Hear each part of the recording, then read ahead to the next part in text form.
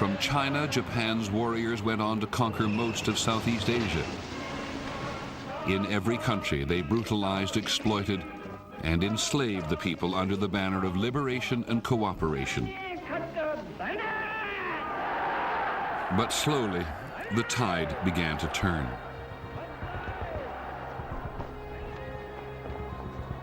In mid-1942, the United States, having entered the war 6 months earlier, began to push the Japanese back.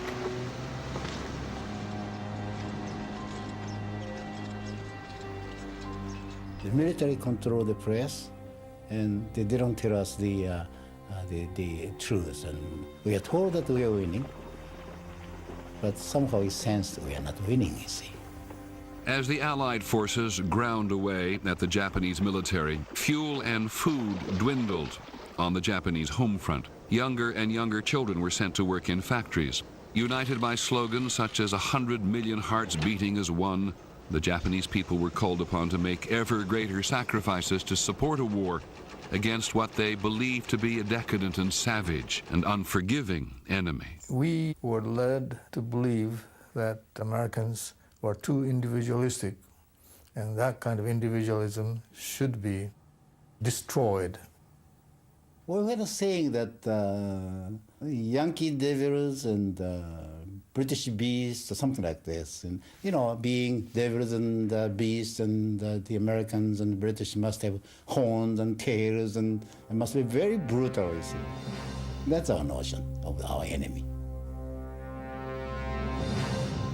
For 2 years, Japan lost battle after battle.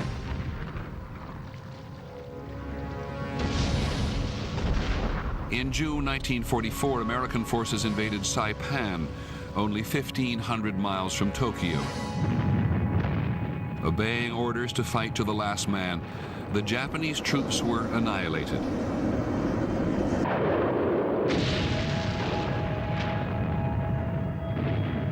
Japanese civilians also refused to surrender, and some were ordered by the Japanese army to commit suicide. The civilians on the island, they had been told that we were vicious, terrible people, that we would rape their women and murder them and so on. They were so convinced this was true that they finally got up to the cliffs on the north end of the island, and we saw them by the hundreds jumping into the ocean, to the rocks down below, carrying their children with them sometimes.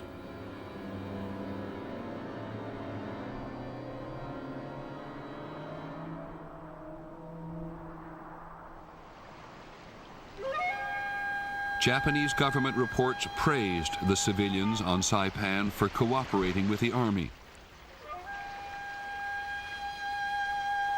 Japanese newspapers glorified their deaths as sublime self-sacrifice.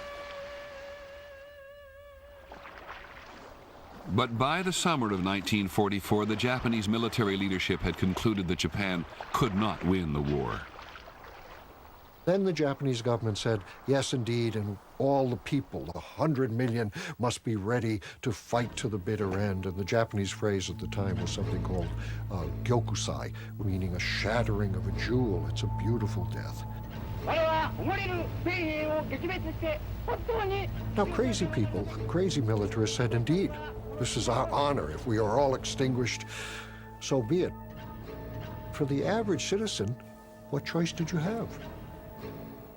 A command given by a military superior was to be regarded as a command given by the emperor. The emperor was to be regarded as a living god. We were supposed to die for him. We were not supposed to question his authority in any way at all. Exploiting the mythology of sacrifice for the emperor and the nation, the Japanese military now turned suicide into a strategy. In October 1944, the Imperial Navy formed the first kamikaze unit. Young Japanese pilots would now fly one-way missions to death. Ralph Sakamoto trained as a kamikaze pilot. Several of my classmates actually did go on a one-way mission.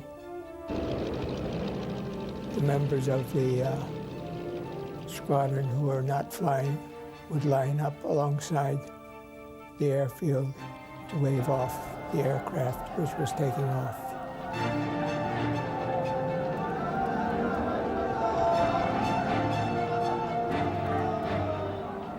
I cried, I guess.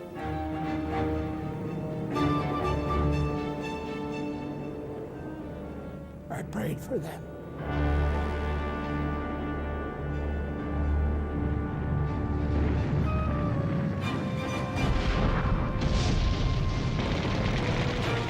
By April 1945, the war had finally arrived on Japan's doorstep.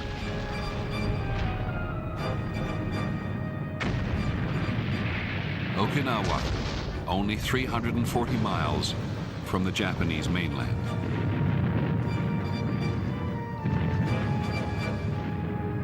"1,900 kamikaze missions were unleashed.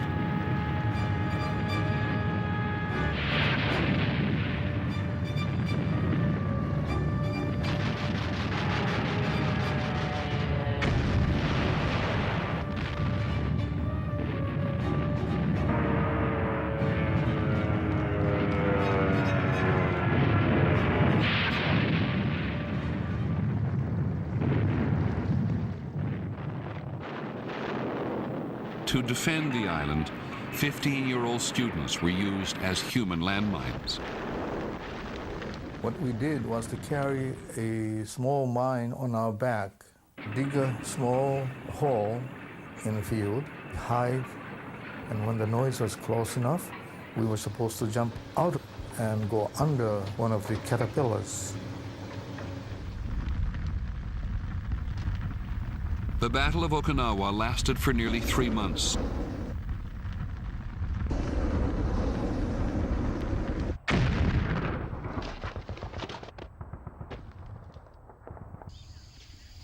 Many of the civilians hid in caves.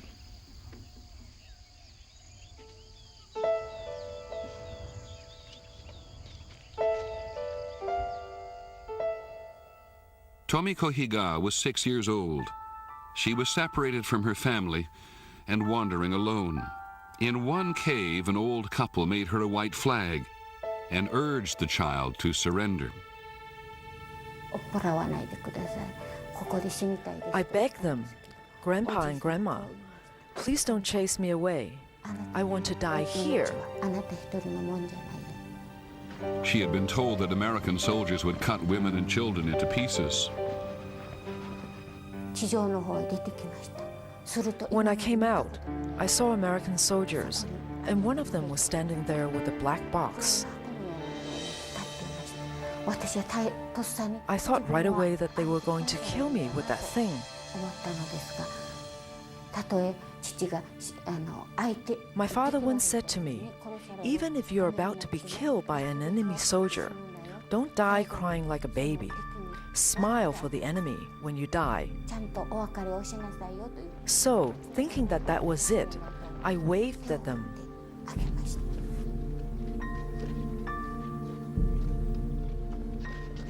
But why does the soldier look so kind when he's about to kill someone?